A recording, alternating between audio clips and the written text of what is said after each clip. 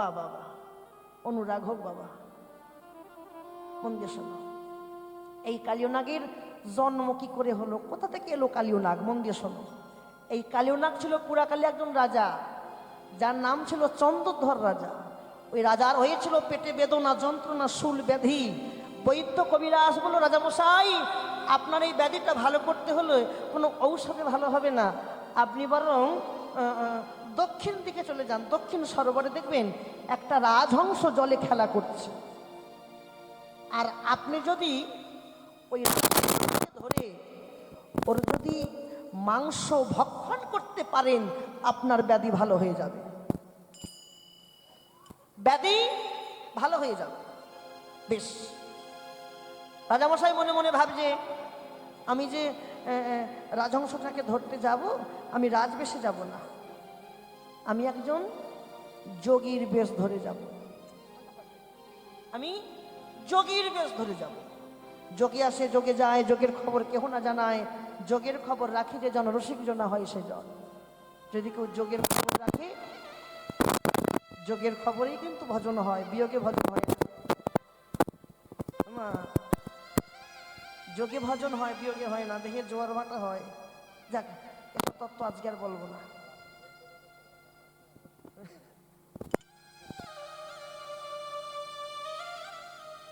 আগ্রহ থাকে তো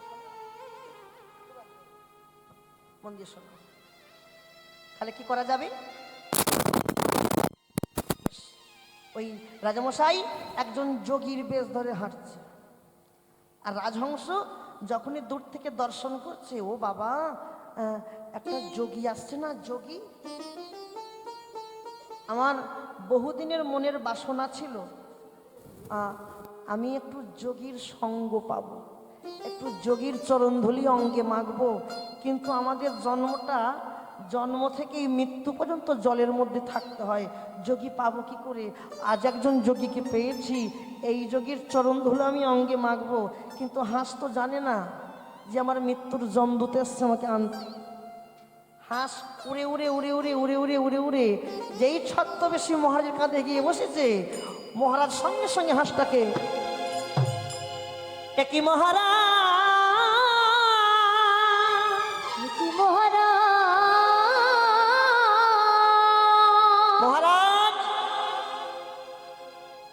তার মানে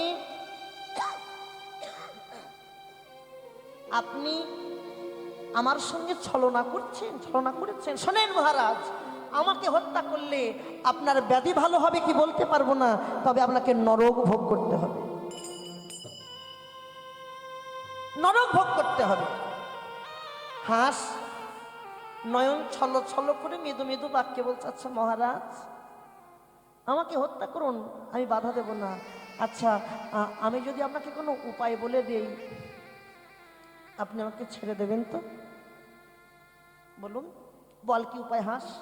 আপনি এক কাজ করেন, আপনি এই পথ ধরে উত্তর দিকে চলে যান, দেখবেন একটা বটবৃক্ষে একটা মুনি বসে বসে ধ্যান করছে, আর আপনি যদি ওই মুনির শরণ ধৌত করা জল যদি পান করতে পারেন, আপনার ব্যাধি ভালো হয়ে যাবে। বেশ, মহারাজ একটি পাত্রে করে জল নিয়ে যাচ্ছে, গিয়ে দেখছে সত্যি তো একটা মুনি বসে আছে। হ্যাঁ, মুনিবর মুনিবর, আমি আপনার একটা শরণ ধোয়াতে চাই, কৃপা করে একটি শরণ বার করে দেন। যেই একটা চরণ বার করে দিল, ধ্যান করছে, আর যেই ধোয়াতে গেল, ও বাবা রক্ত পুজে ভর্তি, তার চরণ ধৌত করা জল সেবা করা যায় না? না না না, ঘেন্না লাগে না? লাগে কি না? যদি কেউ সেবা দেয়, মানে তো জল ধোয়ারও দূরের কথা, যদি কেউ সেবা টেবা দেয়, হাত যেন অপরিষ্কার, খেতে ইচ্ছা করবে? করবে? উনি বল, আমি এই চরণটা মান ধোয়াতে পারবো না, কৃপা করে অপরটা বার করে দেন। আবার বার করে দিল, যেই ধোয়াতে গেল, ও বাবা, আগেরটা ভালো ছিল, আরো খতরনাক। আগেরটা শুধু রক্ত পুষছিল, আর এ চরণে রক্ত আছে, পুঁজ আছে, মাংস পিণ্ডগুলো ঘষে ঘষে পড়ছে, আবার পোকাইল বিল করে বাইছে। বাবা বাবা, সি সি সি সি। এক কাজ করি, চরণটা ধৌত করে চলে যাই, যত ময়লা আবর্জনা সব থাকবে, একটু বিশ্রাম করবো, সব জলের তলায় পড়ে যাবে। জল যখন শান্ত হয়ে যাবে, উপর থেকে জল আমি নিয়ে মাথায় করে নিয়ে গেল। ভালো করে শোনো মা, ঘৃণা আর ভক্তি, কি বললাম? ঘৃণা ভক্তি। মহারাজ কিন্তু ঘৃণার সহিত চরণ ধুয়ে নিয়ে গেল। আর ওই মহারাজের পত্নীগণ, তাদের মনে এত ভক্তি ছিল, তারা জানতে পেরেছে আমাদের মহারাজ কোনো এক মুনির চরণ ধৌত করা জল নিয়ে এসেছে। সঙ্গে সঙ্গে ভক্তির সহিতে যা জল ছিল সব জল সেবা করে নিয়েছে। তলারটা পড়ে আছে, যে যেটাই ভয় লাগে তার ভাগে সেটাই হয়। এবার মহারাজ এসছে জল সেবা করতে, দেখে জল আর নাই। কি পড়ে আছে? মাংস পিণ্ড, রক্ত, পুঁজ ইলবিল করছে, পড়ে আছে। কি করা যাবে? ওই যা ছিল হাতে নিয়েছে, পোকাও ছিল হাতে নিয়েছে। ভালো করে শুনো, নিয়ে প্রথমে নাসিকায় শুকলো, ঘৃণার সহিত নাসিকায় শুকলো,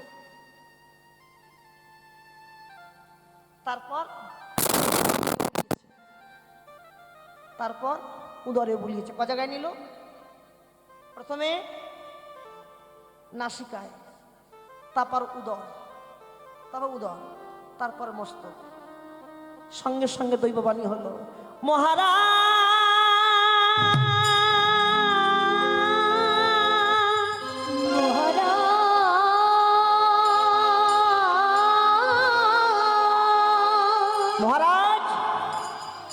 দৈববাণী করছে। কি দৈববাণী করলো? শোনো, মহারাজ, যে চরণামৃত আপনি নাসিকায় শুকেছে, আমি অভিশাপ দিলাম আপনার নাগ বংশে জন্ম হবে। কোন বংশে? নাগ বংশে জন্ম হবে। যে চরণামৃত আপনি বদনে দিতে পারলেন না, আমি অভিশাপ দিলাম আপনি যেমন নাগ বংশে জন্ম নেবেন, আর ওই বদনে থাকবে কালকুট বিষ। কি থাকবে? কালকুট বিষ। আর যে চরণামৃত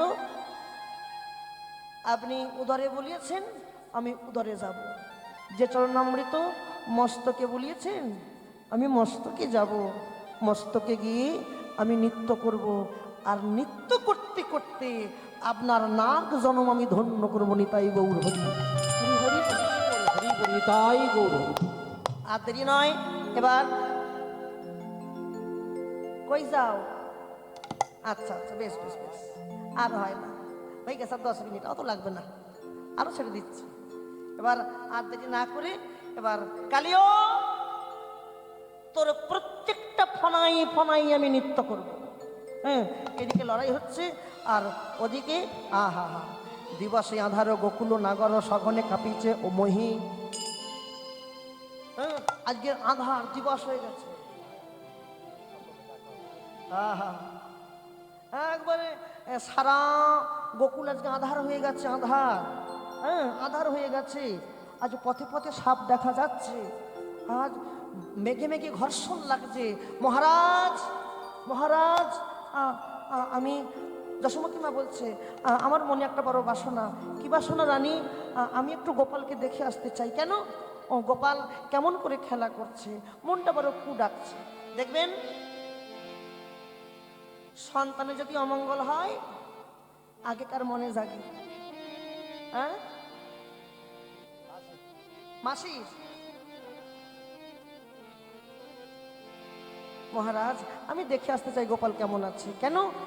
আমি স্বপন দেখেছিলাম গত রজনীতে আমার গোপাল কালীদহের বিষ জলে ঝাঁপ দিয়েছে। তুমি একা যাবে কেন? আমরা সবাই যাব। ব্রজবাসীগণ কিবা বলো, বৃদ্ধ যুবা যত ছিল সবাই চলেছে, যশোমতী মায়া মা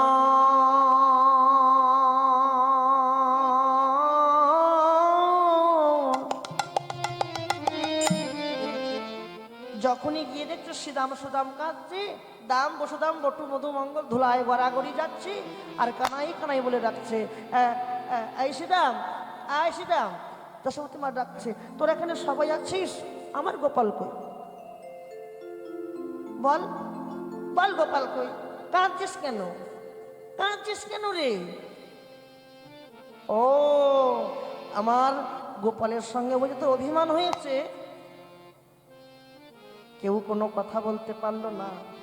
ভাষা কি ওখানে থাকবে মা? ভাষায় কথা বলতে পারছে না। শ্রীরাম অঙ্গুলি হিলন করে ওই কালীদহের দিকে দেখাইয়ে দিল, মা তোমার গোপাল কালীদহের বিষ জলে ঝাঁপ দিয়েছে। একই সোনালি রে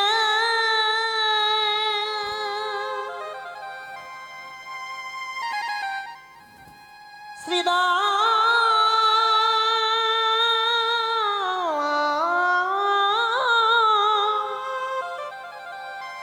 একই সোনালি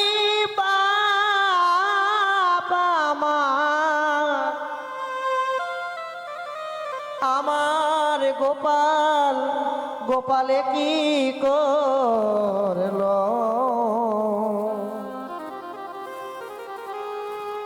গোপাল, এই গোপাল, এ তুই কি করলি? একটা বারো কি দুঃখিনী মায়ের কথা মনে হলো না? যশোমতী মা কালীদহের ঘাটে গিয়ে আঁচলটা পেতে দাঁড়িয়ে আছে। বিধি, ও বিধি, যে যে আঁচলে তুমি আমার গোপালকে দিয়েছিলে, আজকে সেই কোল তুমি খালি করে দিলে। আমি আমি মা হতে পারলাম, অনুভূতি করো, আমি মা হতে পারলাম কেন? যশোমতী মা বলছে, যদি মা হতে পারতাম তাহলে আমার কোলটা খালি হতো না।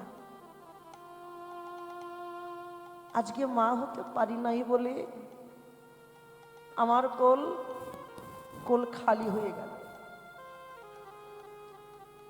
গোপাল রে, ওরে গোপাল,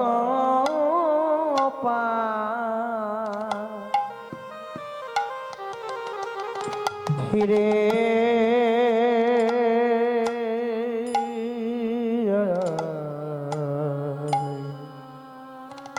ওরে গোপাল, ওরে গোপাল,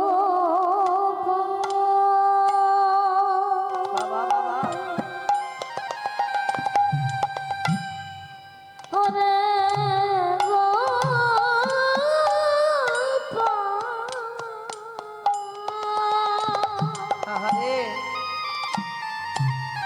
ফিরে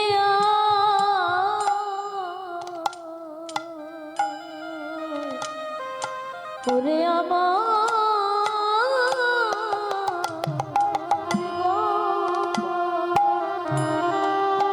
ফিরে আয়,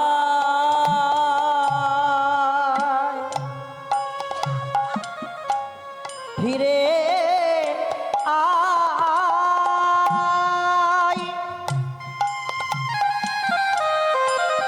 ফিরে আয়, ওরে গোপাল, ফিরে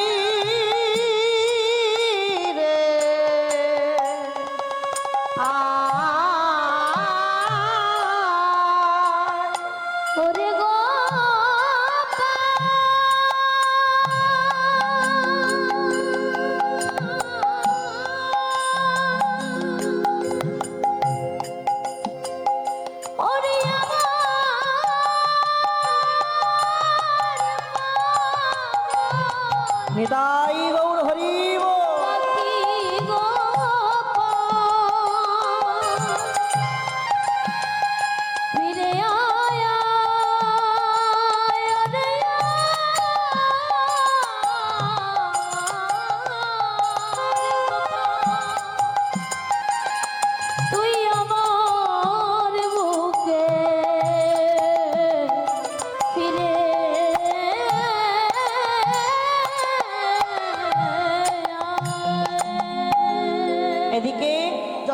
গোপাল গোপাল বলে কাঁদছে, আর ওদিকে ওদিকে কি হচ্ছে দেখো। প্রাণ গোবিন্দ আজ কাকে বলছে? কালিও, তোর প্রত্যেকটা ফনায় ফনায় আমি নৃত্য করবো, রাজি? হ্যাঁ, নৃত্য করবো। কেমন করে জানিস? আচ্ছা বলো তো, কালিও নাগের মাথা কটা? তুই জানিস কটা মাথা? 29টা। কখানা মাথা গো? 5খানা মাথা। কি কয় ছেলে? 5খানা মাথা। শোন, ওই প্রত্যেকটা ফনা আছে না, ফনা, আমি ফনায় ফনায় নৃত্য করব। কেমন করে? আহা ফনায় ফনায় দমন করি, ফনায় ফনায় দমন করি, ফনায় ফনায় দমন করি, আরে ফনায়ে ফনায়ে দমন করি, নটবর রঙ্গে নাচিছে হরি, নটবর রঙে নাচিছে হরি, নটবর রঙ্গে নাচিছে হরি। নট বড় রঙে নাচিছে হরি। শোন বাবা, আমার হরি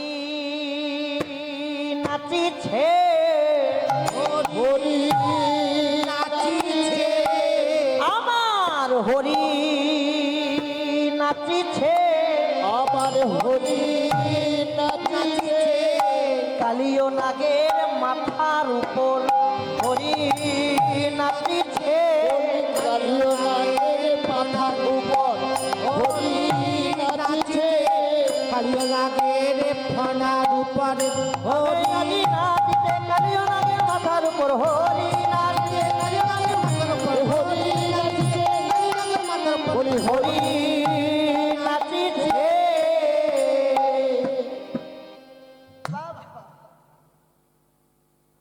কালিও, তোর প্রত্যেকটা ফনায় ফনায় আমি নৃত্য করব।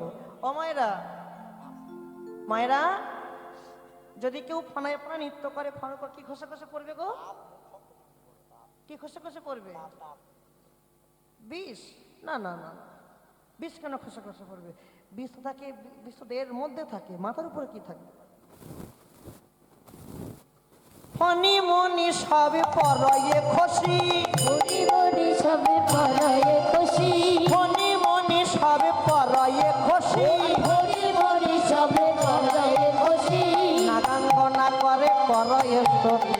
নাগরে করহি সুখী, যখনই নৃত্য করছে না, ফনফনি নৃত্য করছে, সবাই নৃত্য করছে, সব ফনি মনি সব খসে খসে পড়ছে। আর কালিও নাগের পত্নীগণ করজোর করে বলছে, পত্নীগণ গোবিন্দকে বলছে, গোবিন্দ আমাদের প্রতি ভিক্ষা দাও, আমাদের প্রতি ভিক্ষা দাও।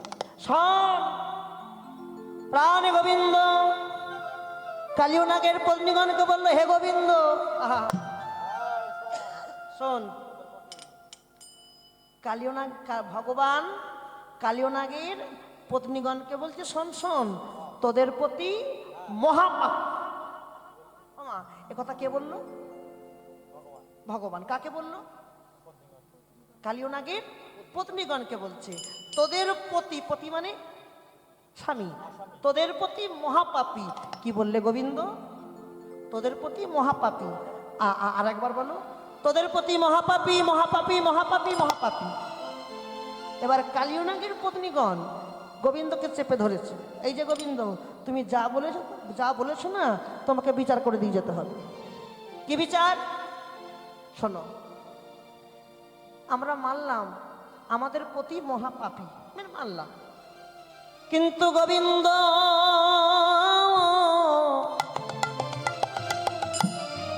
আমাদের প্রতি যদি মহাপাপী হবে, হ্যাঁ বিচার করবে কিন্তু তুমি ঠিক করে, আমাদের প্রতি যদি মহাপাপী হবে, মহাপাপীর মাথায় কি গোবিন্দ নাচে, মহাপাপী গোবিন্দ নাচে, মহাপাপীর মাথায় কি গোবিন্দ নাচে, পাপী মাথায় কি গোবিন্দ নাচে, তুমি বলো বলো হে গোবিন্দ, পাপীর মাথায় কি গোবিন্দ নাচে, বলো বলো হে গোবিন্দ, পাপীর মাথায় কি গোবিন্দ নাচে, বলো বলো গোবিন্দ পাপীর মাথায় কি গোবিন্দ নাচে,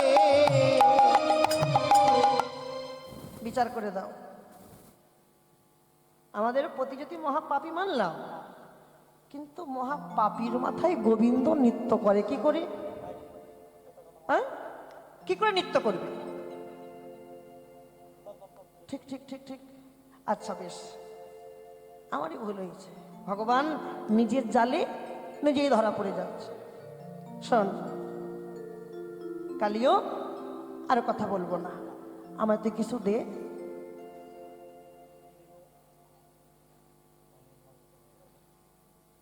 আমায় কিছু দে। কি দেব গোবিন্দ তোমাকে? আচ্ছা বেশ, তোমাকে দেব। তোমাকে কি দেব জানো? ভগবান বলছে আমাকে কিছু দে। কালিও নাগ বললো তোমায় কি দেব জানো? আমার এই 5খানা বদনে যত বিষ আছে, ওই বিষ, ও মায়েরা হয়ে গেছে হয়ে গেছে, ওই বিষ তোমার 2 চরণে অঞ্জলি দেব। কি তুই বিষ দিবি? বিষ জগতের কত ভক্ত কত কি দেয়, আর তুই বিষ দিবি? বিষ দিবি? কালিও নাগের পত্নীগণ বললো হে গোবিন্দ, যার জন্ম বিষের রাজ্যে, তোমায় বিষ ছাড়া কি অমৃত দেবে? গ্রহণ যদি করতে হয় বিষটাকে তুমি অমৃত করে নাও। মহারানী মীরাবাইয়ের স্বর্ণামৃত যদি বিষ থাকে, সেই বিষ যদি অমৃত হতে পারে, আমাদের পতির বিষ কেন অমৃত হবে না? তাই তো তাই তো। আচ্ছা আচ্ছা, আর দেরি করিস না, এই আমায় তীরে তোল, তীরে তোল, তীরে তোল, তীরে তোল। তীরে তুলে এবার যেই দাঁড়িয়েছে, হ্যাঁ, দর্শন করলো। কে দর্শন করলো? বলরাম। দেখো দেখো দেখো দেখো দেখো দেখো দেখো, কি বলেছিলাম? উঠে দাঁড়িয়েছে না? ভাই কানাইয়ের জীবনে কেউ কোনোদিন ক্ষতি করতে পারেনি, আজও পারবে না। একটা সাপের সঙ্গে লড়াই করেছে বলে কথা। কত কষ্ট করে বসিয়ে রেখেছি বলো। সাপের সঙ্গে লড়াই করেছে বলে কথা। বাবারে, হ্যাঁ, উঠে আয় রে আমার নীলমণি, ডাকে যে তোর মাজাননি, মা মা বলে ডেকে একবার আয় রে আমার বাপের ঠাকুর কোলে।